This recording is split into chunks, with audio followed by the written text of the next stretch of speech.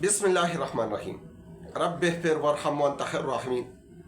ناظرین کرام، میں منصف علی اور آپ میرا یوٹیوب، فیس بک اور انسٹاگرام دیکھ رہے ہو۔ ناظرین کرام، کچھ اہم ڈیولپمنٹ ہے، کچھ اہم خبریں، 4-5 خبریں بڑی بڑی، وہ آپ کی ڈیولپمنٹ آپ کے سامنے ایک ایک کر کے رکھ لیتا ہوں۔ آج سنڈے کا دن، چھٹیوں کا دن، لوگ کوشش کرتے ہیں کہ کسی نہ کسی طریقے سے کوئی اچھی خبر سن لے، تو خبر میں آپ لوگ کو دے رہا ہوں۔ ایک تو حکومت کی طرف سے پی ٹی آئی کے ساتھ مذاکرات سٹارٹ ہے، لیکن کچھ اس میں ایسے بے معنی قسم کے لوگ پائے جاتے یا کچھ ایسے بیانیے کی بنانے کی کوشش کی جاتی ہے، کیونکہ جب وہ نجی ٹی وی کے ٹیبل پہ، نجی ٹی وی کے اسکرین کے سامنے بیٹھتے تو پھر وہ اینکر کو کہتے کہ ہم سے ایسے ایسے سوالات کرے، اور پھر انہی سوالاتوں پہ وہ ایسے الفاظ استعمال کرتے کہ کسی نہ کسی طریقے سے پی ٹی آئی والے طیش میں آ جائے، پی ٹی آئی والے مذاکرات کو پوسٹ پون کر لے، لیکن نقصان اس میں بھی حکومت کی ہے۔ جبکہ حکومت کی مذاکراتی ٹیم نے کہا کہ خواہ کچھ بھی ہو، مذاکرات ہم جاری رکھیں گے۔ اب ایک طرف عمران خان صاحب جیل سے حکومت کے ساتھ سیاست کر رہے، حکومت کے ساتھ کھیل رہے، نفسیاتی جنگ میں عمران خان صاحب پورے اقوام عالم نے ان کو مان لیا، اپوزیشن نے مان لیا، ان کے اپنے ناقدین نے مان لیا۔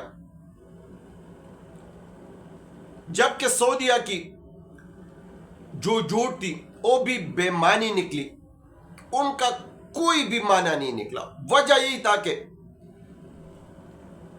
یہ جو ٹاؤٹ صحافی ہے، یہ جو ترجمان حکومت کے یا اداروں کے، کہ محمد بن سلیمان کا شہباز شریف صاحب کے ملاقات عمران خان صاحب کے خلاف، یعنی وہ ٹرمپ کو کہے گا کہ آپ پاکستان میں مداخلت بند کر لیں۔ وجہ یہی تھا کہ محمد بن سلیمان کا ٹرمپ کے ساتھ بڑے اچھے تعلقات ہیں، کیونکہ یہ جو عرب لیگ ہے، ان کا اپنا کوئی وجود نہیں ہوتا، اپنا کوئی سوچ نہیں ہوتا، جو امریکہ کہتا ہے اسی طرح یہ کرتے۔ جو بائیڈن کے ساتھ ان کی سر چل رہی تھی، لیکن ٹرمپ کے ساتھ ان کا معاملات کچھ اور نوعیت کے۔ اب اس پہ منہ بولتا ترجمان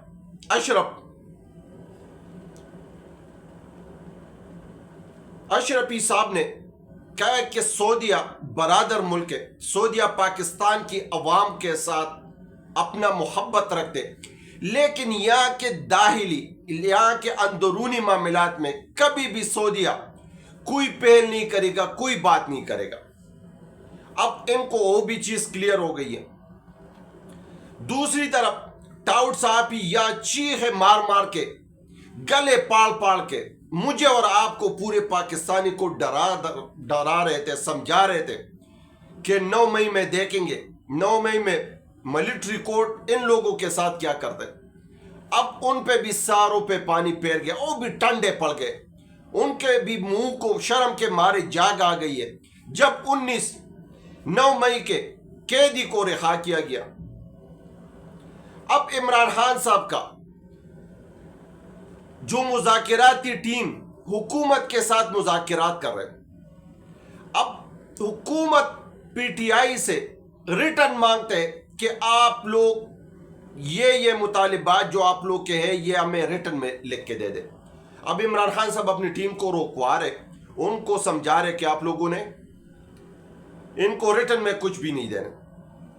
عمران خان صاحب کہہ رہے کہ میرے 2 مطالبات ہیں، 9 مئی اور 26 نومبر پہ جوڈیشری بنائی جائے، اور جو سیاسی قیدی ہے جن کی ٹرائل ہو رہی ہے ان کو ضمانت کی اجازت دی جائے تاکہ وہ ضمانت کر کے جیل سے باہر نکل آئے۔ اپنی رہائی کی بات نہیں کر رہے، باقی اپنے مراغات کی بات نہیں کر رہے۔ یقین کرے با خدا کہ جیل میں جو حلقہ ہے، جو عمل ہے، یقین کرے ایسا وقت آئے گا کہ وہ عمران خان صاحب کے اوپر ایک کتاب لکھیں گے، مورخ لکھیں گے کہ ایک ایسا لیڈر آیا تھا جو ساری عمر شہزادوں کی طرح گزاری تھی، لیکن جیل میں جب آیا، جب ہم نے جتنا بھی ظلم، زیادتی اور جبر ان پہ ڈالا تو اس نے اف بھی نہیں کی، اپنے سہولت کے بارے میں شکایت بھی نہیں کی۔ تو یہ تو عمران خان صاحب کا سوچ ہے، اور وہ کہہ رہے کہ میں 1 صدی بھی اگر جیل میں مجھے روکنا پڑا تو میں روکنے کے لیے تیار ہوں، لیکن اپنے ایم پہ، اپنے مقصد پہ اور پاکستانیوں کی حقوق پہ کبھی بھی کمپرومائز نہیں کروں گا۔ اب کمپنی اور سسٹم بالکل تیار ہے کہ یا تو وہ بنی گالا چلے جائے، یا پشاور چلا جائے، یا زمان پارک لاہور چلا جائے، لیکن عمران خان صاحب کہہ رہے کہ نہیں، سب چیزیں میں پیش کر رہا ہوں، عدالتوں کا، سنوائیوں کا، ججوں کا پہ سامنا کر رہا ہوں، میرے کیسز قانونی طور پہ ختم ہوں گے اور میں قانونی طور پہ جیل سے باہر نکلوں گا۔ اب جو 190 ملین پاؤنڈ کا جو فیصلہ تھا، اب اس کو پہلے ہفتے سے پوسٹ پون کرتے کرتے اب آگے مزید تاخیر، کل سنوانا تھا اس کو مزید تاخیر پہ لے کے گیا۔ وجہ یہی کہ یہ جو ڈائیلاگ ہو رہے اس میں خلل نہ آئے۔ اب عمران خان صاحب اپنے قیادت کو اسد کیسر صاحب، ناصر رضوی صاحب، شبلی پراز صاحب، عمر ایوب صاحب، ناصر عباس صاحب، ان لوگوں کو وہ بار بار کہہ رہے کہ آپ لوگوں نے ریٹرن نہیں دیا۔ وجہ یہی ہے کہ اس ریٹرن کا وہ لوگ پھر بعد میں یہ کہیں گے کہ یہ دیکھ عمران خان صاحب نے، کیونکہ ان کے پاس بیانیہ آ جائے گا اور وہ پھر اسکرین شاٹ کر کر کے اور لوگوں کو دکھا دکھا کے کہ یہ دیکھ لو، یہ عمران خان صاحب کا، اس نے ہم سے ڈیل لیا اور ہم نے ڈیل دے دیا ان کو۔ اب جبکہ دوسری طرف ٹرمپ کا حکومت ابھی تقریباً 2 ہفتے بعد حکومت بن رہی ہے، اب ٹرمپ کے اوپر بھی وہاں ڈیپ سٹیٹ ایکٹر جو ہے، کچھ جو ایسے چوہان صاحب جیسے لوگ جو ہے جو عقل سے آ رہے، وہ کہہ رہے کہ وہاں کے ڈیپ سٹیٹ ایکٹر نے ٹرمپ کابینہ کو اور ٹرمپ کو کہا شٹ اپ کال دی ہے۔ اب ان کا دماغ خراب ہے کہ وہ پاکستان کے لیے ٹرمپ جو آنے والے 2 ہفتوں کے بعد ان کا کابینہ آ رہا ہے، ان کی حکومت بن رہی ہے، ان کو شٹ اپ کال دیں گے۔ ان کو تو اپنے نعرے نیارے لگے ہوئے ہیں، ان کو تو اپنے وقت پڑا ہوا ہے کہ ٹرمپ آئے گا تو ہمارے ساتھ پتہ نہیں کیا سلوک کیا جائے گا۔ لیکن پتہ نہیں یہ لوگ کدھر سے اس طرح ریسرچ لے کے آتے ہیں۔ اینی وے، ٹرمپ کو اب صدر وہ بننے سے پہلے ان پہ ایک کیس میں فرد جرم بھی عائد کی گئی ہے، اور وہ فرد جرم ایسا ہی ہے کہ اس نے کسی کے ساتھ جنسی زیادتی کی اور اس پہ اس کو جرمانہ بھی لگے۔ اور کیا اس جرمانے سے یا اس کیس سے کیا ٹرمپ صدر نہیں بن پائیں گے؟ تو نہیں، وہ بنیں گے۔ ان کے پاس پھر اپیل کرنے کا دائرہ کار بھی ہوگا، اختیار بھی ہوگا، اس پہ جرمانہ بھی لگ سکتا ہے۔ لیکن دوسری طرف ایلن مسک کی بھی انٹری ہو گئی ہے۔ ایلن مسک امریکہ کا مالدار ترین، ٹاپ 10 مالدار ترین لوگوں میں ایک ہے۔ اب ان سے کسی نے پوچھا کہ آپ پاکستان میں سٹار لنک کیوں نہیں لے کے آنا چاہتے؟ کیونکہ ایکس کی اوپننگ ہو گئی ہے، ایکس ایک دفعہ پھر کھل گیا اور پھر بند ہو گیا۔ اب جب سٹار لنک آ جائے گا تو پھر حکومت کے ہاتھ میں تو کچھ بھی نہیں رہے گا، یہ نہ ان کو بند کر پائیں گے اور نہ اس پہ کوئی ایلیگیشن لگا سکتے۔ تو ایلن مسک نے اس عورت سے کہا کہ آپ کی حکومت پاکستان کی رپلائی کا جواب کر رہا ہوں، یعنی جواب حکومت پاکستان کی جواب جب آئیں گے، جب رپلائی آئے گی تو اس کے بعد میں سٹار لنک کو ادھر آپریشنل کر لوں گا۔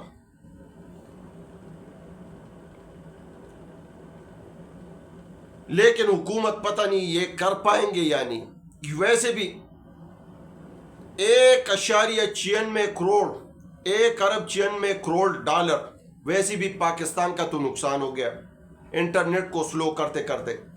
ہم پورے دنیا میں 1 نمبر پہ آ گیا سست انٹرنیٹ پہ۔ जहां जंग लगी हुई है, म्यांमार, बर्मा जैसे मुमालिकों में भी हमसे 1-2 कैटेगरी में ऊपर है, और सबसे ज्यादा लॉस करने वाले भी पाकिस्तान 1 नंबर पे आ गया, क्योंकि जो हमारे तरफ जो क्लाइंट आते थे, जो यहाँ का फैसिलिटी लेके उसके बदले हमसे आईटी में सहूलियत लेते थे और हमें पैसे देते थे, वो अब बांग्लादेश और ख़ास तौर पे इंडिया की तरफ रुख करने लगे। वजह यही है कि यहाँ जो प्रोजेक्ट मुहैया की जाती है वो वक्त पे कंप्लीट नहीं होता। तो यही तो हाल है, जबकि हुकूमत पाल पाल के यही बात कर रहे हैं कि महंगाई 7 साल की कमतरीन सतह पे आ गई है। अब पता नहीं है ये नंबर कहां से लेके आते हैं। डॉलर उसी तरह 300 के लगभग है, पेट्रोल उसी तरह 250 है, आटा उसी तरह 2500 रुपए का है, चीनी पत्ती उसी तरह महंगी है, घी उसी तरह महंगा है।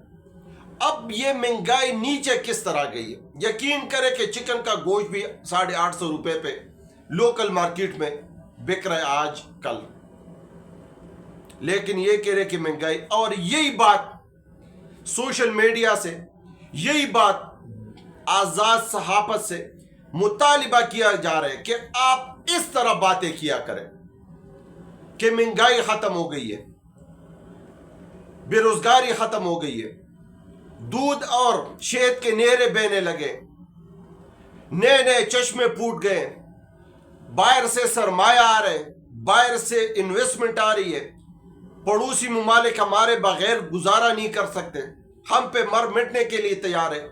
यही झूठ है और यही लहू लगब, ये आम सोशल मीडिया से गुजारिश की जा रही है कि ये आप लोगों तक पहुंचा दें।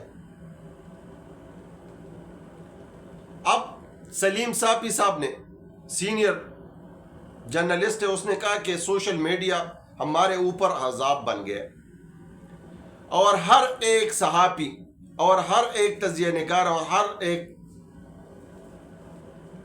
पता नहीं क्या कुछ बन गया।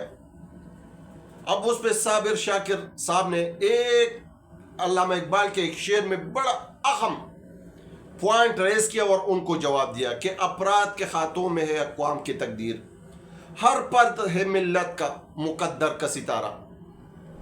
मेरे ख्याल से सलीम साफी के जो सोशल मीडिया को अजाब कहते हैं और हर बंदे को जो सोशल मीडिया पे अपना पॉइंट ऑफ नुक्ता चीनी रखते थे या तनकीद करते तो अजाब उसको समझते हैं। तो इसलिए साबिर शाकिर साहब ने इस शेर में सब कुछ बता दिया और बाकी आप समझदार है। लेकिन जो भी हो, जिस तरह भी हो, पाकिस्तान को सीनियर, अहम और मुखलिस क़यादत की ज़रूरत है। सब सियासतदानों को एक टेबल पे बैठने की ज़रूरत है। हमारे इदारों को सियासत से बालाताक रखते हुए हम आपस में कुछ भी करें, लेकिन इदारों पे आंच नहीं आना चाहिए। इदारे मजबूत होंगे तो पाकिस्तानी अवाम मजबूत होंगे, पाकिस्तानी लोग मजबूत होंगे, और बैरूनी मुल्कों का जो दुश्मन है, जो ताक में बैठे हुए हमारी कमजोरी को ढूंढने के लिए, वो सारे लोग हमसे डर में और खौफ में मुब्तला होंगे।